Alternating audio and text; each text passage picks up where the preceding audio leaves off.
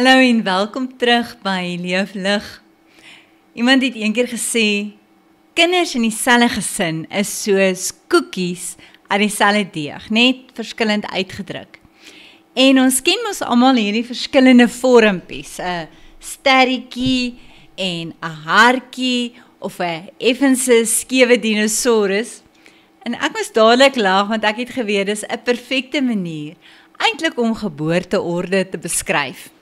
En vandag gaan ons fokus op 2 koekies uit daardie deeg wat baie eners proe. Die eersgeborenes en enigstes, die sterretjies. En albei dra dikwels dieselfde geur van verantwoordelikheid, organisasie en die drang om dinge reg te doen. Soms 'n bietjie te reg. En hulle wil baie graag die ander koekies in die koekblik. Hulle wil hulle altyd reg rangskik en organiseer. Nou ons is tans in ons reeks oor geboorteorde en ek gee erkenning aan Dr. Kevin Leman en sy insiggewende werk in die boek van The Birth Order. Nou hierdie boek het miljoene lesers gehelp om hulle self en hulle gesinsdinamiek beter te verstaan. In ons vorige episode het ons 'n oorsig gegee van al 4 hoofgroepe, maar vandag gaan ons inzoom op 2 wat dikwels baie ooreenstem, naamlik die eersgeborenes en daai enigste kinders. Maar voor ons inspring, laat ek net gou weer herinner aan daai jongste kind. As oudste kind moes jy dalk 'n opstel skryf en vir jou pa gee oor hoekom jy 'n selfoon nodig het. Maar die laaste kind, die baba in die gesin het net gesê, "Pappa, asseblief, ek het 'n foon nodig." En die volgende dag was daar 'n splinter nuwe een vir hom of haar. Die laaste kind is dikwels die ou grapmaker van die gesin, die een wat altyd sorg vir die grappies en die vermaak. As daar 'n verhoog is, al is dit net die sitkamermat, sal die laaste kind dit opeis. Hulle is die wat al op 6 kon moonwalk en op 8 het hulle eie YouTube kanaal wou begin en teen 10 het hulle al die hele gesin oortuig om Vrydag-aande talentaande te hou, waarvoor hulle natuurlik was hulle die aanbieder, hulle was die deelnemer en hulle was die beoordelaar. Hulle is natuurlik die eerste om 'n partytjie aan te pak, maar die laaste om 'n vullesak aan te raak. As jy hulle soek om skoon te maak en op te ruim, Oumara, dan sal hulle net heeltemal skoon veld. Nou teen die tyd dat die laaste kind kom, is pa en ma, is hulle so uitgeput, dat reëls is meer suggesties as instruksies. Waar die oudste kind nie eers 'n program kon kyk na 8:00 in die aand nie, het die jongste kind al sommer 'n Netflix profiel voor hulle leer lees het. Middelkinders, wie is daardie mense wat op 'n familiefoto altyd so effens skeef staan, nie omdat hulle nie belangrik is nie, maar omdat hulle plek moes maak vir Boetie met sy ereklere en vir Sissie met haar tutu. Hulle is die kinders wat as jy hulle vra waar pas hulle nou in die gesin, dan antwoord hulle, ek's daai een wat leer hoe om self die konfytpot oop te maak. Hulle is dikwels, is hulle die vredemakers, hulle is die diplomate, die mense wat van kleins af moes leer hoe om Boetie en Sissie, hulle moes hulle net uit mekaar uithou, sonder om self 'n blou oog op te doen. Dis die kinders wat hulle kon onderhandel, vir daai laaste stukkie pizza soos 'n gesoute prokureer. En dan, as hulle met die kors op die einde eindig, dan sou hulle darm steeds dit met styl eet en sê, ag, dit is eintlik my gunsteling deel. Hulle ontwikkel 'n baie spesiale talent om almal tevrede te hou. 'n Kuns wat hulle later in hulle lewe, wat hulle regtig onmisbaar maak. Want al het hulle dalk nie altyd die meeste aandag gekry nie, het hulle wel 'n meestersgraad in mensekennis gekry, en dit sommer in hulle huise, gratis en verniet. Nou kom ons zoom vandag in op die klassieke eersgeborene en die enigstes. Ek dink hulle 2 pas redelik saam. En na hierdie sal jy ook dalk beter verstaan hoekom dit so 'n groot storie was, dat Esau sy eersgeboortereg afgestaan het aan sy jonger boetie. Nou 'n eersgeborene is nie altyd bloot die oudste kind van 'n gesin nie. Soms is dit die eerste van hulle geslag, soos 'n seun of 'n dogter, of selfs iemand wat in daardie rol moes instap weens 'n groot ouderdomsverskil of 'n verandering in die gesin. Onthou wat ons laas gepraat het in deel 1, toe ons gepraat het oor die uitsonderings in geboorteorde. As jy dit gemis het, kan jy dit altyd opvang en gerus gaan luister. Eersgeborenes en enigste kinders toon baie dikwels eienskappe soos georganiseerdheid, dryfkrag, perfeksionisme en natuurlike leierskap. Hulle mik hoog en hulle voel gewoonlik al van kleins af die gewig van verantwoordelikheid op hulle skouers. Dr. Lehman vertel graag 'n storie uit sy seminare wanneer hy mense in groepe volgens hulle geboorteorde indeel. Is dit altyd die eersgeborenes en enigste kinders wat eerste daai instruksies optel en hulle begin dadelik te werk. So daar is absoluut geen verrassing daar nie. Middelkinders, hulle is meer go with the flow. En die jongste kinders, hulle is nog besig om te gesels en grappies te maak. Die papier lê nog daar onaangeraak. Eersgeborenes is dikwels presteerders, reëlvolgers en ja, lynsiemakers. Hulle floreer in struktuur, hulle soek goedkeuring en hulle wil dinge reg doen. Die kern van die saak, eersgeborenes is bedraad om te lei, swaar te dra en na sukses te streef. En dit sien mense in amper elke aspek van hulle lewe. Kom ons gesels oor 'n ander tipe eersgeborene. Nie die harde, baasagtige tipe wat ons dikwels ken nie, maar die saggeaarde en hulpvaardige eersgeborene. Hierdie kinders en volwassenes is die wat graag wil help en hulle sal vra, wat kan ek doen? Waar kan ek help? Hulle is getrou en hulle is betroubaar en gewoonlik die wat onderwysers, afrigters en baase baie van hou en graag in hulle klas of span wil hê. Lehman vertel van sy vrou Sandy, 'n klassieke plooibare eersgeborene. By 'n deftige restaurant het sy salm gekry wat basies rou was, maar sy het nie gekla nie.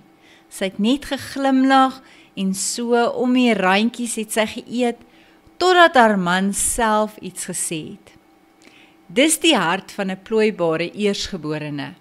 Hulle sal eerder stil lei as om 'n bohaai te maak. Maar hier is die vangplek.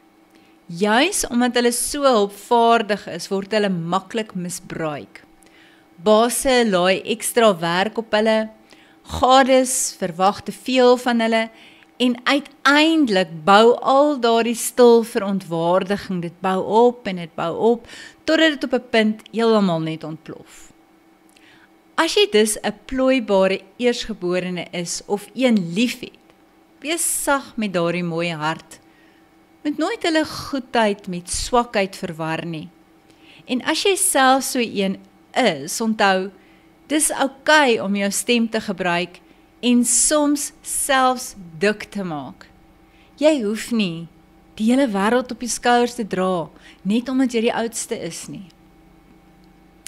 Die tweede groep eersgeborenes is die sterk wil eersgeborenes, vasberade, vreesloos en bereid om te klou en te krap of te byt om hulle doel te bereik. In teenstelling met die plooibare eersgeborene, sou die sterk wil eersgeborene nie net stil bly oor daai rou salm nie. Hulle sou beslis anders gereageer het.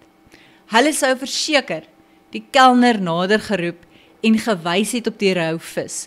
En hulle sou dit of teruggestuur het om gaar gemaak te word, of hulle sou vir 'n ander gereg vra. Maar dit gelate aanvaar, nie somme nie. Hulle is die tipe mense wat nie net vir hulle self opstaan nie, maar ook graag die wêreld rondom hulle wil regkry. As dit jou rou salm was, sou hulle namens jou sommer ook gepraat het. Die sterk wil eersgeborene is vasberade, vreesloos en het geen probleem daarmee om hulle gevoelens duidelik te maak nie. Hulle sal presies vir jou sê hoe hulle voel. Hulle draai nie doekies om nie. Hulle weet presies wat hulle wil hê en hulle sal nie tevrede wees met minder nie. Of dit nou is daar by die restaurant of in die lewe in die algemeen nie. So 'n rousalm is definitief nie vir hulle net 'n klein ongemak nie. Dis 'n uitdaging om op te los. Die sterkwil eersgeborene is dikwels. Baie keer sal 'n mens hulle sien as die uitvoerende hoofde, die perfeksioniste, die wat net aanhou en wat dikwels, die wêreld op hulle skouers dra. Dis hulle wat die standaarde hoog stel, natuurlik vir hulle self, maar 'n mens moet ook onthou, hulle stel die standaarde baie hoog ook vir die rondom hulle. Met 'n intense begeerte om uit te blink, druk hulle hard, hulle werk doelgerig en hulle gee verseker nie maklik op nie. Maar daardie ywer het soms, dit so 'n bietjie van 'n stekelrige kant. Hulle veg vir hulle plek bo aan die leer. By die werk is hulle hierdie kragtige dryfkragte.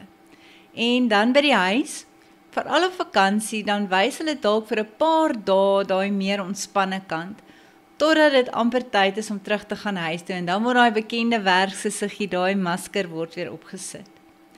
Dis geen verrassing dat raadsale, uitvoerende spanne en rekenmeesterskantore dikwels vol is. Jy kan maar gaan kyk, gaan doen 'n toetsloopie en sê, vra 'n bietjie as jy in so 'n plek instap, sê bietjie, wie's almal eersgeborenes en kyk hoeveel steek hulle hande op.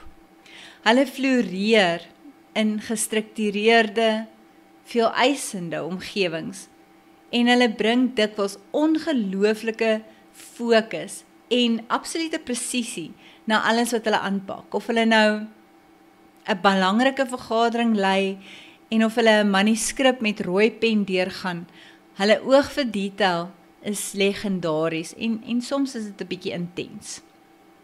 Maar agter daardie fasade aan daai buitekant is daar dikwels iemand wat smag oor mooi na aanvaarding, wat mislukking vrees en wat net reg wil doen. As jy 'n sterk wil eersgeborene liefhet, onthou net, hulle probeer nie altyd alles beheer nie. Hulle probeer bloot leef volgens die hoë verwagtinge wat hulle voel op hulle skouers rus. En dit kom van kleins af. Wanneer jy aan 'n eersgeborene dink jy dalk aan iemand wat verantwoordelik, pliggetrou is en altyd betyds is met hulle huiswerk en hulle take is altyd betyds klaar. Maar hierdie eienskap is nie net vir eersgeborenes nie.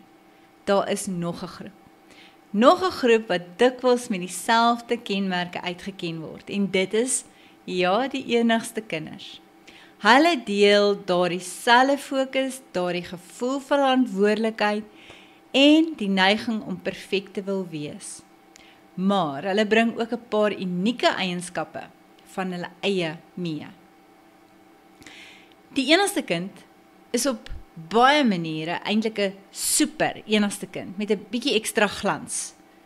Sonder broers of susters het hulle die ouers se volle aandag, soos 'n eksklusiewe VIP pas.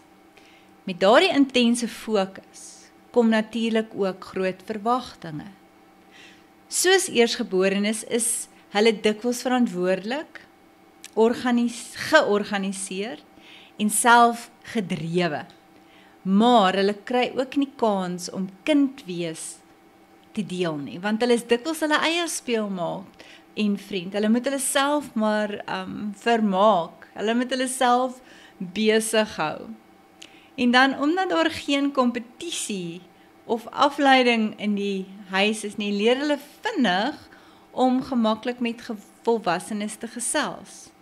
En soms lyk dit asof hulle meer tyd in 'n raadsaal as in 'n speelkamer deurbring. Enigste kinders ontwikkel dikwels sterk verbale vermoëns en hou soms meer van die geselskap van groot mense as van ander kinders. Dalk omdat hulle eintlik net nie altyd 'n ander keuse het nie. Hulle is omring die heeltyd deur groot mense en groot mensgeselskap. Maar kom ons wees eerlik, daar's ook uitdagings. omdat hulle nie leer om te deel nie, want daar is nie boeties en sissies met wie hulle hoef te deel nie. En hulle leer ook nie om kompromie te moet maak met 'n boetie of 'n sissie nie. Is hulle soms die skerpste in die ek wil my manier kompetisie, want hulle is gewoond aan dinge wat op hulle tyd en hulle manier gebeur. En dit kan spanning veroorsaak in ander verhoudings. Nou as 'n mens moet sê wat se eienskappe deel enigste kinders met eersgeborenes, dan moet 'n mens sê wel, eerste plek is dit perfeksionisme. Beide groepe het 'n neiging tot perfeksionisme. Hulle wil dinge reg doen die eerste keer. Tweedens, bevestiging. Beide groepe hunker na goedkeuring en erkenning, veral van ouers en gesagsfigure. Derdens, hulle is dikwels die wat die leiding neem by die werk of in sosiale situasies. Vierdens, daai hoë verwagtinge. Hulle stel nie net hoë standaarde vir hulle self nie, maar dikwels ook vir ander, wat regtig soms bietjie onrealisties kan wees. Maar daar's ook unieke verskille. En dit is: eerste kinders, hulle moes leer om te deel. En hulle moes dalk selfs 'n mini-ouerskaprol inneem, veral as hulle baie jonger broers of susters het. Enigste kinders aan die ander kant moes self vermaak, soos ek sê, hulle moes maar met hulle self speel en moes maar hulle self besig hou. En onafhanklikheid moes hulle baie vroeg aanleer. Maar hulle het nie daai dinamiek van boeties en sissies ervaar nie. Ek ken een vriendin se dogtertjie het al op, ek dink 8-jarige ouderdom toe sy haar eie Shein bestel of alles in haar mandjie gegooi en self besluit wat sy wil hê, en sy het haar pappa net gebel en gesê hy moet net sy kredietkaart besonderhede insleutel dat sy daar goedjies kan bestel. Nou, kom ons sê vir mekaar, wat is die gevolge in volwasse lewe? In die werksplek is beide hierdie tipes, die enigstes en die eersgeborenes, dikwels die wat verantwoordelikheid dra. Soos ons nou gesê het, hulle neem die leiding, hulle neem die voortou, hulle is die organiseerders, hulle is die leiers. En natuurlik dan, as gevolg daarvan, gaan julle kry in bestuursposte, professionele rolle soos medici, onderwysers, bestuurders, enige plek waar struktuur en prestasie vereis word. In verhoudings kan hul perfeksionisme soms in die pad kom, omdat hulle gewoond is aan dinge wat volgens 'n sekere standaard verloop. As gevolg daarvan kan hulle nogal ongeduldig wees met ander wat dinge anders doen. Ons is gewoond, dinge word op ons manier gedoen, en dan raak ons bietjie ongeduldig met ander wat die dinge op 'n ander manier doen, of bietjie stadiger doen, as wat ons graag sou wil hulle moet doen. Nou die eersgeborenes en die enigste kinders, hulle moet leer om genade te hê. Nie net vir hulle self nie, maar belangrikste vir hulle self en dan ook belangrikste is vir ander. Nou kom ons sê net bietjie, as jy 'n ouer is van 'n enigste of 'n eerste kind, dan is daar 'n paar dinge wat jy maar gerus in gedagte moet hou. Dit is maklik om voortdurend te fokus op daai volgende trofee, daai sertifikaat of prestasie, veral as jou kind so 'n verantwoordelike mini-volwassene is wat altyd hard werk. Maar dit is belangrik om te onthou dat jou kind meer is as net hulle prestasie en hulle take. Hulle is meer as dit. Help hulle om dit te verstaan, dat hulle waardevol is vir wie hulle is. Nie net vir wat hulle doen nie, maar vir wie hulle is. Moedig hulle asseblief aan om te ontspan en te speel. Dis maklik om te dink dat 'n eersgeborene of 'n enigste kind moet altyd so ernstig wees en gefokus moet wees. Maar speel is belangrik, en speel is nie net vir kleintjies nie. Dit is die manier waarop 'n mens leer om kreatief te wees en om probleme op te los en selfs om jou emosies te bestuur. Help jou kind om te verstaan dat dit nie net oukei is om te ontspan nie, maar soms is dit die heel belangrikste ding is wat hulle wel kan doen. Leer hulle ook dat dit reg is om te faal, om weet jy wat, soms iets net nie reg te kry nie. As ouers, ja natuurlik wil ons hê, ons kinders moet suksesvol wees. Maar soms is dit die foute en struikelblokke wat die waardevolste lewenslesse bring. Sê vir jou kind, dat leer dikwels juis daar begin, met 'n val, met 'n fout, met 'n mislukking, of 'n teleurstelling. En dit gaan daaroor dat ek probeer net weer, dis nie die einde van die wêreld nie. Ek probeer net weer. Wees asseblief bewus van die druk wat ons op ons kinders lê. Jou verwagting is ongetwyfeld, ek weet, net soos myne is altyd goed bedoel. Maar dit kan soms voel soos 'n swaar pak wat ons op klein skouertjies laat rus. Probeer om daai balans te vind tussen aansporing en om te rus, sodat jou kind nie begin dink hulle moet die wêreld op hulle eie dra nie. Soms is dit net nodig om hulle 'n drukkie te gee en te sê ek's trots op jou, nes jy is. Net wat hulle nodig het dalk, dis dalk net wat hulle nodig het om weer op te staan en vorentoe te gaan. Slotgedagtes, 'n paar van hulle. Enigste kinders, eerste kinders, dra 'n unieke krag in die wêreld in. Hulle is die beplanners, die organiseerders, die visiedraers. Ons het hulle ontsettend nodig, want hulle bring orde en struktuur en hulle dryf 'n span vorentoe. Maar hulle dra ook swaar. Swaar aan verwagtinge, aan die behoefte om te presteer en die vrees om te misluk. Ek wil net vinnig 'n kantopmerking maak oor perfeksionisme, veral vir die eersgeborenes en enigste kinders onder ons. Ek het altyd gedink, dalk het jy ook in daai struik gedink, om te dink dat perfeksionisme iets is wat 'n mens moet najaag en dat dit goed is. Nou, in sy boek verduidelik Dr. Lehman dat perfeksionisme is nie iets om eintlik na te streef nie. Al lyk dit op die oppervlak soos 'n goeie ding, om te sê, ek is 'n perfeksionis.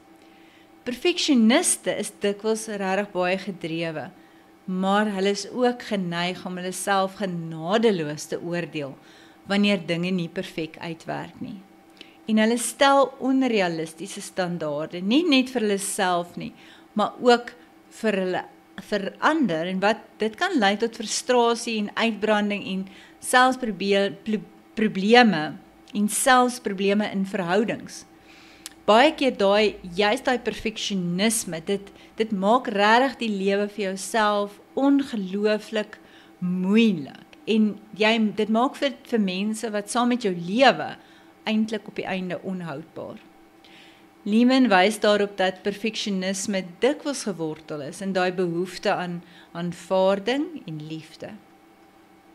Veral eersgeborenes kry dikwels daar so 'n subtiele boodskap van hulle ouers af dat hulle moet presteer om aanvaar of waardeer te word, of ander kyk op na hulle, of daar's dit is hulle eerste kind, so al hulle ouerskap wat hulle moontlik kan aandink, hulle wil die beste moontlike ouers wees wat 'n mens kan kry, en dan word hierdie verwagtinge oorgedra aan ons eersgeborenes. Nou hierdie drang om altyd alles reg te doen by jong mense, by kinders en dan later volwassenes, dit lei uiteindelik tot angs. En dit lei tot uitstelgedrag. Engels praat ons baie keer van procrastinating, nee. En dit was nou nogal vir my vreemd toe ek dit lees, want jy sal nou dink 'n perfeksionis wil alles gedoen kry en dit klaar gedoen kry. Maar juis omdat die standaard so hoog gestel word om dinge gedoen te kry, weet hulle eintlik hier in hulle binneste dat hulle nie daarby kan uitkom nie, want die standaard is so hoog, en dan stel hulle uit om eers te begin probeer, want hulle weet hulle gaan nooit daarby uitkom nie. So ons werk eintlik teen onsself as ons perfeksionisties probeer wees, ironies genoeg. Maar wanneer jy ook perfeksionisties is, het jy 'n onvermoë om vreugde in prestasies te vind. Jy raak net nooit gelukkig met enigiets wat jy doen nie. Enigiets wat jy doen is net absoluut nooit goed genoeg nie. Jy kastei jouself al ewig en dink, ek kon dit beter gedoen het, of ek kon dit meer afgerond gedoen het, of ek kon dit beter voorgedra het. Maar daar is 'n beter manier. En dit is streef eerder na uitnemendheid in plaas van perfeksie. Perfeksionisme sê, ek mag net nie val nie. Uitnemendheid sê, ek gee my absolute beste en ek leer wanneer ek val. En dis 'n verskil in ingesteldheid. Een wat ruimte gee vir groei en genade en balans. So, as jy jouself uitput om alles foutloos te doen, onthou, jy is nie op hierdie aarde geplaas om perfek te wees nie, maar om werklik teenwoordig te wees, om leerbaar te wees en om vry te leef en om die lewe te geniet. Moet nooit jou waarde meet aan 'n foutlose verslag wat jy ontvang of 'n silwerskroon huis of 'n 90% gemiddeld nie. Jy is meer as dit. Nou goed. As jy jou in een van hierdie beskrywings herken, of as jy so iemand in jou lewe het, onthou net, agter daai sterk fasade is daar dikwels 'n sagte hart wat net wil hoor, jy is genoeg, jy hoef nie altyd alles reg te kry nie, jy is waardevol, net soos wat jy is. En as jy meer nuuskierig is, lees gerus die Birth Order boek van Dr. Kevin Leman, en nee, ek kry nie enige kommissie nie, ek deel dit bloot, om dit werklik help om jouself en die mense naby aan jou beter te verstaan. En hou vas, want volgende keer gaan ons in die wêreld van middelkinders en die geliefde babas van die gesin delf. Glo my, jy wil nie die een misloop nie. Daar's lag, insig en dalk 'n paar aha-oomblikke wat wag. Tot dan, hou aan groei, hou aan ontdek en soos altyd, onthou, leef lig.